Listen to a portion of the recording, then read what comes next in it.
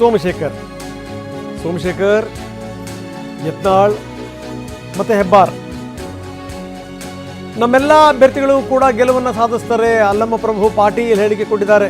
CLP ಕಾರ್ಯದರ್ಶಿ ಬಿಳಿಯ ವಂಡರ್ಲಾ ರೆಸಾರ್ಟ್ನಲ್ಲವರು ಮಾತಾಡಿದರು. ಅಲ್ಲಮ್ಮ ಪ್ರಭು ಪಾಟೀಲ್ ಅವ್ರಿಗೆ ವಿಶ್ವಾಸ ಇದೆ, ನಮ್ಮೆಲ್ಲ ಅಭ್ಯರ್ಥಿಗಳು ಕೂಡ ಗೆಲ್ತಾರೆ ಅನ್ನುವಂಥ ವಿಶ್ವಾಸ.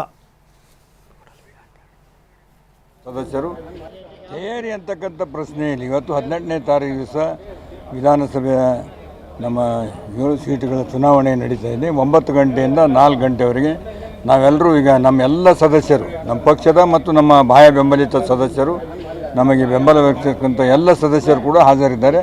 ನಾವೆಲ್ಲರೂ ನಮ್ಮ 5 ಕ್ಯಾಂಡಿಡೇಟ್ಗಳ ಜೊತೆಗೆ ವಿಧಾನಸಭೆಗೆ ಹೋಗಿ ಅಲ್ಲಿ ಮತದಾನ ಮಾಡ್ತಕ್ಕಂಥ ಎಲ್ಲ ರೀತಿಯ ಪ್ರಕ್ರಿಯೆಯನ್ನು ನಮ್ಮ ಹೈಕಮಾಂಡಿನ ಆದೇಶದಂತೆ ಅದನ್ನು ವಿಪ್ಪನ್ನು ಕೂಡ ಕೊಡ್ತಾ ಇದ್ದೀವಿ. ಅವರು ತಮ್ಮ ಮತವನ್ನು ನಮ್ಮ ಪಕ್ಷದ ನಾವು ಅಭ್ಯರ್ಥಿಗಳಿಗೆ ಹಾಕ್ತಾರೆ ಅಂತ ಹೇಳಿ ಆ ಎಲ್ಲ ಸಕಲ ಸಿದ್ಧತೆಗಳನ್ನು ಮಾಡಿಕೊಂಡು ಈಗ ವಿಧಾನಸೌಧಕ್ಕೆ ನಾವು 8 ಗಂಟೆಗೆ ಇಲ್ಲಿಂದ ಬಿಟ್ಟು ನೇರವಾಗಿ ಅಲ್ಲಿ ಹೋಗಿ ಮತದಾನ ಮಾಡ್ತೀವಿ.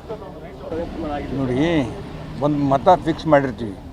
ಈಗ ಒಂದು 30, 28 ಫಿಕ್ಸ್ ಮಾಡಿರ್ತಾರೆ. ಅದು ಆದ್ಮೇಲೆ ಹೆಚ್ಚುವರಿ ಮತಗಳನ್ನು 5ನೇ ಅಭ್ಯರ್ಥಿಗೆ ಇರ್ತದೆ.